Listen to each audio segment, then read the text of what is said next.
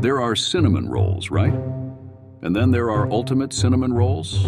But what about next level ultimate cinnamon rolls? And what if you didn't need an oven to make them? Let's get started. First step to take these the next level up is to make some crunchy, toasty pecans. Melt a tablespoon of butter on medium heat in a large pan that has a lid. The pan we're using here is a deep pan 12 inches wide. Add 1 cup of unsalted raw pecan pieces. You'll be adding the sweetness later, so there's no need to add anything else at this point. Just stir and cook until toasty. Remove and set aside for now. Turn the heat off, but keep the pan on the burner. Grab 2 cans of ready-to-bake cinnamon rolls and set the icing aside for now. We're using the jumbo rolls, 5 to a can. Cut the cinnamon rolls into quarters, and when the pan is warm but not hot to the touch, place the dough in the warm pan.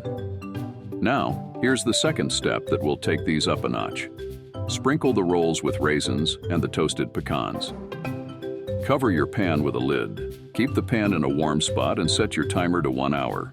We want to let the dough gently rise. You can increase the time to let it rise by up to 4 more hours, and more is better. But for this video, we're going for the minimum 1 hour.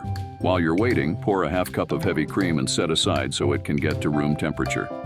After the rise time is up, remove the lid and pour the cup of heavy cream over the rolls. Increase the heat to medium-low, or about 225 degrees for stoves with digital settings.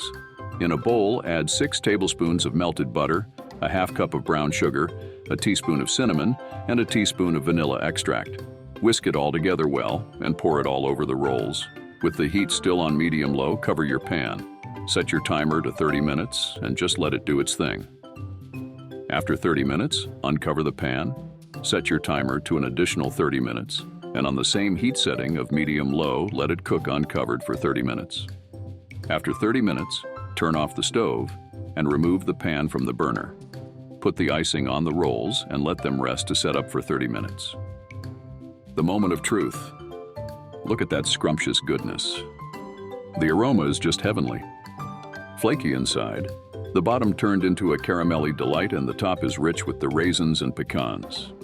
This went from ultimate to the ultimate, making it the ultimate, next level, cinnamon rolls, only from the FoodRack. To get everything on the Food Rack, be sure to hit that subscribe button.